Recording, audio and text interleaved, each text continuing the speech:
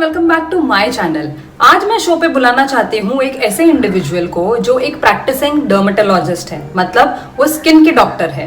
पिछले 14 सालों से वो इस इंडस्ट्री में है।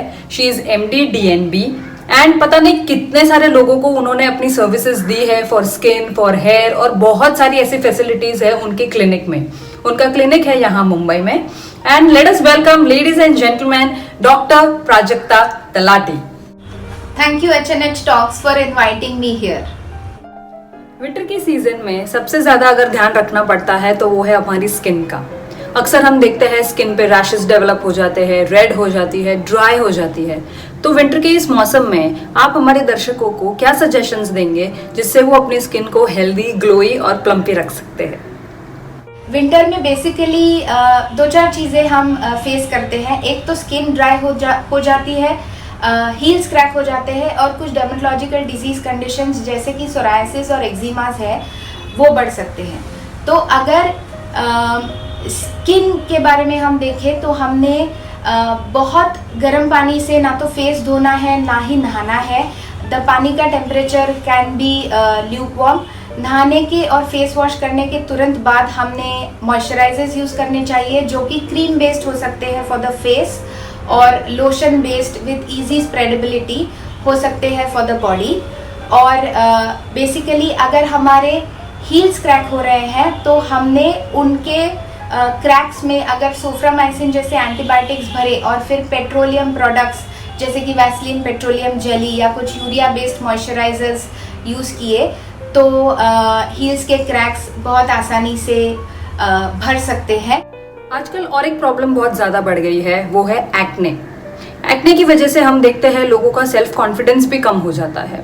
तो मेरा क्वेश्चन ये है, जिन लोगों को एक्ने का प्रॉब्लम है उन्हें किस तरह का फेस वॉश यूज़ करना चाहिए टू रिड्यूस द डैमेज? उसके अलावा कौन से ऐसे फूड प्रोडक्ट्स हैं जो उन्हें खाने चाहिए ताकि एक्ने का इफेक्ट्स थोड़ा कम हो जाए, और कौन कौन से ऐसे फूड प्रोडक्ट्स हैं जो उन्हें बिल्कुल नहीं खाना चाहिए ताकि एक्ने की जो एग्रीवेशन है वो थोड़ी कम हो जाए? एक्ने मतलब पिंपल्स के लिए अगर हम फेस वॉशेस को देखें तो उनमें होना चाहिए AHA या BHA एजेंट्स। पर अगर स्किन सेंसिटिव है तो आप क्लेंजर्स भी यूज़ कर सकते हो जो कि सल्फेट फ्री हो और पैराबेन फ्री हो। अगर हमें फूड्स के बारे में देखना है तो एक्ने में हमने फ्रेश फ्रूट्स और वेजिटेबल्स खाने चाहिए जो बहुत ही ब्राइटली कलर्ड हो। So for example broccoli, carrots, spinach, pomegranate. And अगर हमें कुछ ऐसे फूड्स जानने हैं जो एक्ने एग्रेवेट करते हैं तो वो मोस्टली रहते हैं डेयरी प्रोडक्ट्स, वेरी स्वीट मतलब very high calorie containing foods. और ये भी हम देखते हैं कि जिन सप्लीमेंट्स और वे प्रोटीन से भी लोगों के एक्ने बहुत एग्रेवेट होते हैं। तो इन चीज़ों का ध्यान आपको रखना है। और एक ज़रूरी बात मैं बताना चाहूँगी कि एक्ने को पिक करके या फोड़ के वो कभी भी ठीक नहीं होते हैं। और आपके जो मेकअप प्रोडक्ट्स हैं उनका भी आपको ध्यान रखना है, बिकॉज कई बार तो लोगों के मेकअप से ही उनके एक्ने एग्रेवेट होते हैं। और मेरा सबसे आखिरी सवाल, आपके क्लिनिक पे कौन सी सर्विसेज अवेलेबल है और आजकल आप क्या देखते हैं, लोग क्या सबसे ज़्यादा पसंद करते हैं सर्विसेज में? लाइक पील हो गया, बोटॉक्स हो गया, लेज़र हो गया, कौन सी ऐसी सर्विसेज है जो आपको ऐसा लगता है कि बहुत ज़्यादा डिमांड में है आजकल? तो स्किन स्पेस क्लिनिक में हम स्किन और हेयर के लिए बहुत सारे ट्रीटमेंट्स करते हैं। अगर हम थोड़े यंगर एज ग्रुप में देखें तो फिर पील्स और लेज़र्स ये कॉमनली डन ट्रीटमेंट्स है।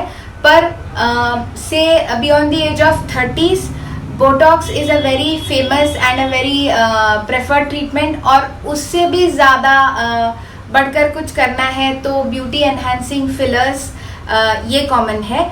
और हेयर में PRP मतलब प्लेटलेट रिच प्लाज्मा ये ट्रीटमेंट बहुत ही कॉमनली की जाती है। तो ये थे डॉक्टर प्राजक्ता तलाटी जिन्होंने आज हमारे बहुत सारे क्वेश्चंस के आंसर्स दिए। I found it very helpful. आगे जाके अगर ये विंटर में ये प्रॉब्लम होती है मेरी स्किन की, मेरे हेयर की, या मुझे अगर पील करवाना है तो I would definitely opt for her clinic skin space. Hope you found the video interesting and informative. Do like my video, share my video, and do not forget to subscribe to my channel and hit the bell icon. Till that time, take care and see you soon.